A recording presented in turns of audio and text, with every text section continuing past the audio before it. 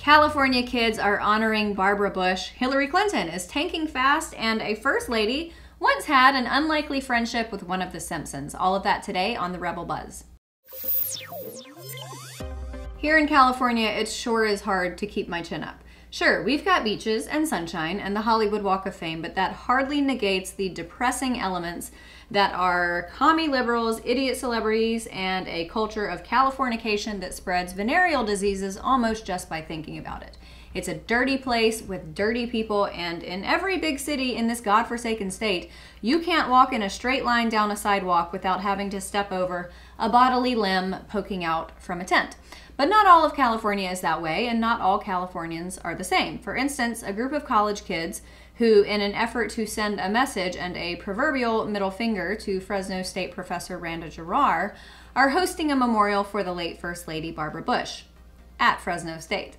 The California College Republicans are hosting their memorial and have invited Randa Jarrar, although it's likely she won't accept. It's abundantly clear from her tweets that graciousness is not one of her greatest assets, maybe not one of her assets at all.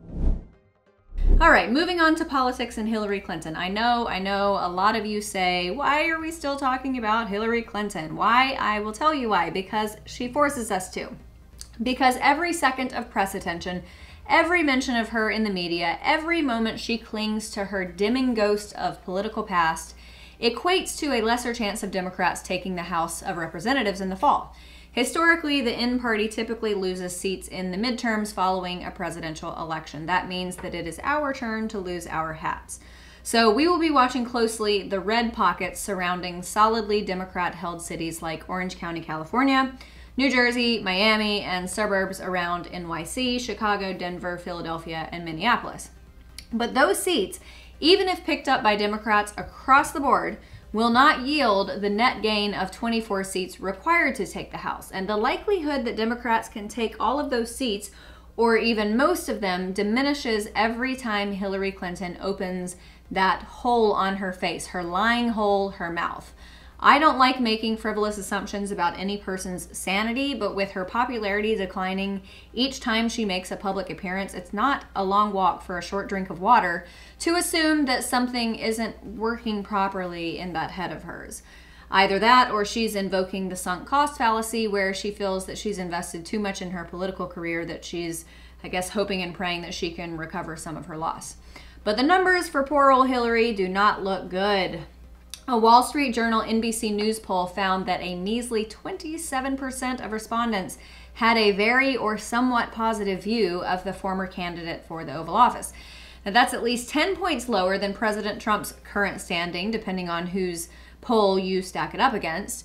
And if last summer she thought life couldn't get much worse, she was wrong, because she's 3 points lower in popularity than she was back then. Now, Hillary Clinton, all about crashing through the glass ceiling. Of course, unfortunately for her, she needed a jackhammer and a backhoe to dig even deeper from rock bottom.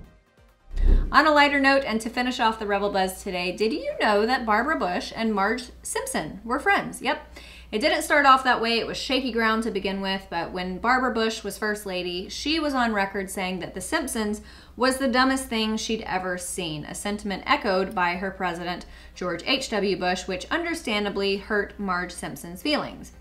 That prompted the cartoon mother to send a letter to the First Lady expressing her feelings. In the letter, poor Marge told Bush she was deeply hurt by the criticism of her family. She said, "I always believed in my heart that we had a great deal in common. I hope there is some way out of this controversy." That sentiment deeply touched the First Lady, who then responded in a letter, "How kind of you to write. I am glad you spoke your mind. I foolishly didn't know you had one. Please forgive a loose tongue," adding, "P.S. Homer looks like a handsome fella." She also said she was looking at a cup with the Simpsons family on it, and she liked how much Marge cared for her family. Instead of trading insults online, maybe if we go back to old-fashioned pen and paper, we might find more humanity in each other and more to like. Thanks so much, everybody, for watching. Have a great weekend. I'm Amanda Head for The Rebel.